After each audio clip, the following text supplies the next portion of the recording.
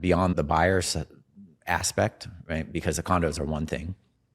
The other way that you look at amenities in a multifamily property is something that I could speak to and could pull up statistics on to show you, is that the cap rates that you get when you build less amenities are actually better, because the amount of money that you're spending on maintaining those things as a large owner.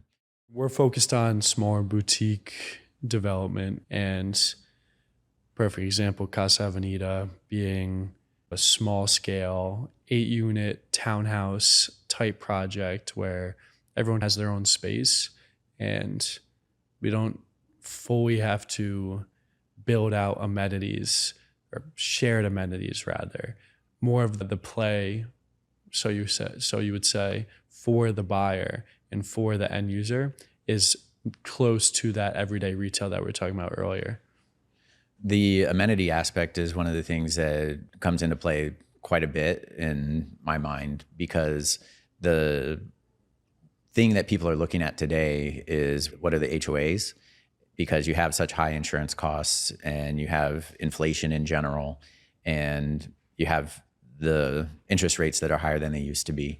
And so if we as developers can reduce the cost for the end user over time, I think that's a net positive for everyone, because we as the developers don't have to invest extra money in amenities that aren't going to be used by all the residents.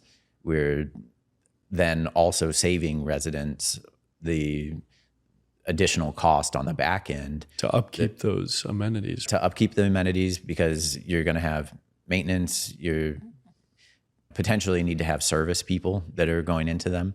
And when you look at the large institutional properties in Miami, bowling alleys and rooftop basketball courts and pickleball being built, like it all has to get baked in somewhere, and that's the HOA, which is what everyone's complaining about. But right, and that adding any of those things, of course, it's a great selling point, and the developer can make money off of those things.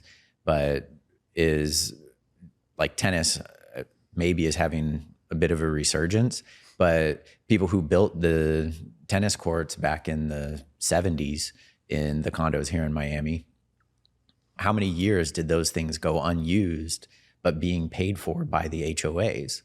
And the thing gotta watch out for the pickleball courts now, I guess. The pickleball, the way that you're explaining it. Padel, right? Padel. So you've got all these different aspects that, of course, pools, right? Being in South Florida, pools make sense.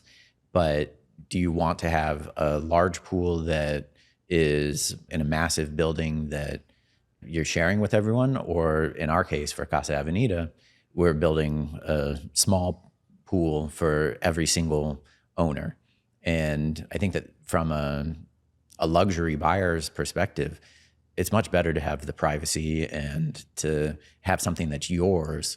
And if there's something that's wrong with it, it's yours to deal with on a smaller scale, as opposed to being forced as a buyer into an overall project where you're going to have to pay for something that you don't use. In the building that I live in right now, there's always chatter about, does this expense benefit everybody? We've got over 450 units in the condo, and not everybody has an electric car, right? Not everybody goes to the pool. Not everybody uses the gym. And you're decentralizing those costs and like spreading it across all the different unit owners, but that also invites conflict, and it's added cost for people from day one that they're going to have to deal with. And so even beyond that, beyond the buyer's aspect, right? Because the condos are one thing. The other way that you look at amenities in a multifamily property is something that I could speak to and could pull up statistics on to show you, is that the cap rates that you get when you build less amenities are actually better, because the amount of money that you're spending on maintaining those things as a large owner just increases over time, just like it would for an HOA. And so you have more obligations as an owner that has to maintain all of those things. And so you end up, especially at the large scale, having very sophisticated buyers that understand those maintenance obligations and are going to discount the value of your property.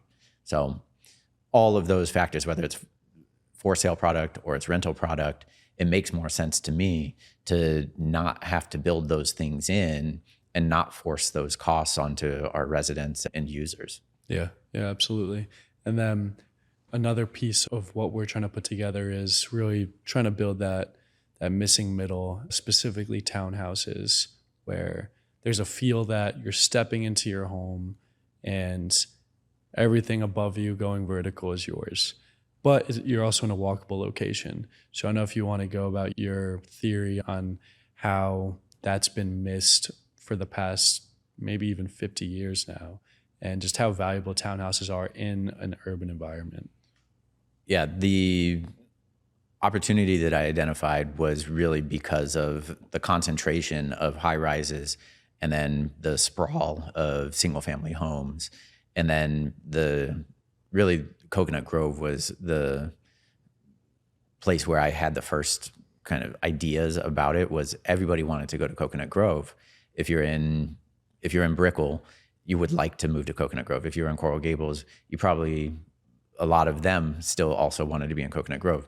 But the amount of housing that was in the format that made sense for people from an affordability standpoint and a livability standpoint didn't make sense. And so having the opportunity to move from somewhere like Brickell and not have all the maintenance obligations of a single family house, but still have a space that's yours, have a small yard, or have a greater sense of privacy where you don't have to walk through a lobby, get into an elevator, and have to deal with people on that level makes sense. And then, of course, coming back to that pricing aspect is if you're not building all of these additional amenities and you're not building like on a massive piece of land out in the suburbs, you don't have to deal with it, right? Yeah, of course. And then something that I noticed when we were in the schematic design piece, and there was just a miscommunication when we have our internal parking garage, right? That for whatever reason wasn't communicated and was level with where the curb walks on the outskirts of it. But just that main idea of stepping into your home and stepping into your unit, especially right when you park or right when you're arriving back from a walk. And I think that general idea of walking into your place of living, right, with a stoop is something that people will pay more for, right? Rather than going into a huge condo building, especially here in Miami, there's so many of them where you have to not just park your car, you have to go through the lobby, you're in an elevator, sometimes with 10 people in those rush hour times, and it's just not the most comfortable, enjoyable experience. With that being said, some of those condos selling for $5 million plus. And the coordination aspect of it, right? Again, this goes back to what's the developer's job, is to catch these coordination issues early. And the architect had in his mind, because the architects often are thinking about the same thing that we talk about a lot, which is the psychology and the actual livability of the space and the way that people are going to feel when they walk into somewhere isn't the same thing that a civil engineer is thinking about. Yeah. So the civil engineer had designed just a flat surface all the way from the parking lot into the home. And from a drainage perspective, it all worked. It all worked. Right? But flows into the middle if it gets in, but most of it flows away. Right. That's that. But we knew the way that we wanted people to enjoy the space and have the feeling of stepping up into their home, that, like you said, whether it's from their parking space or from the stoop at the front door, that it then becomes more real, like it's theirs. And yeah, I think that it really comes back to having the ability to think about the way that people are going to live in and enjoy their spaces, and how do we make that happen? Yeah. And that's what it's all about, right? The end user. And that's for any space. Of course, we focus on multifamily, but that's what we're here to do, and that's what we're going to do.